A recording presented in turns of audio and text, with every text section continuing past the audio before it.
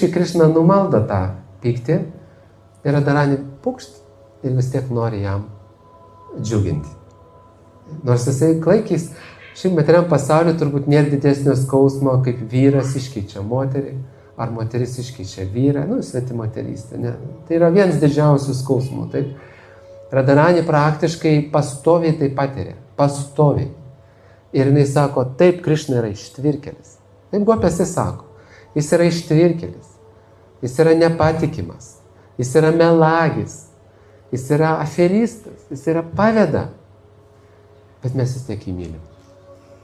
Mes vis tiek jį mylim. Tai va šitas sakinys įrodo, kas yra ta prema. Tai jeigu mes norim turėti tokią premą kaip Radharanis, tai Krišna sakys, gerai, va šitam pamesim vinių. tą paimsim, tą paimsim, tą paimsim. Mylėsis mane ar nemylės? Patikrinkim. Ane? Nes jisai seka Radharanės pėdom. Jis nori turėti prema. Prema reiškia besąlyginė, reiškia nėra sąlygų. Tu man turi duoti visko, tada aš tave myliu. Susitarėm. Tai yra sąlygos. Bet čia bhakti yra besąlygų meilė. Tai tu nori tokios meilės, nes daugelis bhaktus jie eina to keliu, jie nesupranta, ko siekia. Reikia aiškinti, ko tu sieki.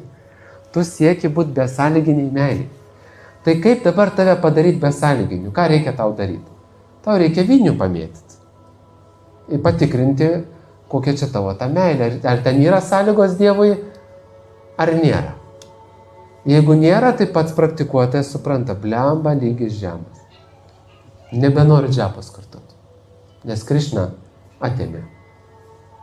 Atėmė pinigus, atėmė vaiką, atėmė sveikatą. Nekartosiu džapos. Viskas, tu žinai savo lygį.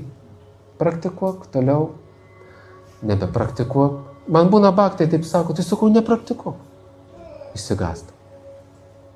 Sakau, nebeaukok maistą. Nu, Krišna blogas, o viską atėmė iš tavęs, arba čia nesisek. Nebeaukok maistą. Neaukot maistą. Sakau, nekartok mantrų. O tokiam lygiui reikia tai pasakyti. Kas to verčia?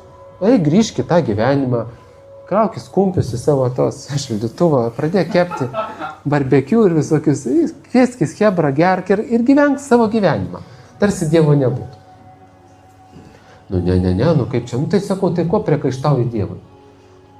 Nu tai bet viską mane skriaudžia, blemba, sakau, skriaudžia, reiškia, yra prasmė. Kokia prasmė? Ir labai daugam taip yra, ar nepastebėjot? Ir tada tu ką matai? Tu matai savo lygį, kad iki tos Radharanės yra ten kaip iki Himalajų.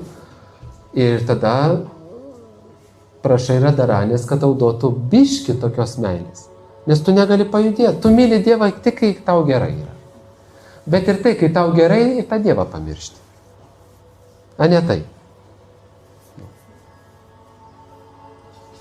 Tai aš asmeniškai tokiu rakursu šiandien noriu pažvelgti, kad Radharanė, kodėl jinai yra taip aukštinama? Dėl to, kad ją pastoviai Krišna skaudina. Ir jinai vis tiek jį myli. Ir tai yra pavyzdys. Ir beje, šiandieną yra dar ir kita apsireiškimo diena, yra Višaka.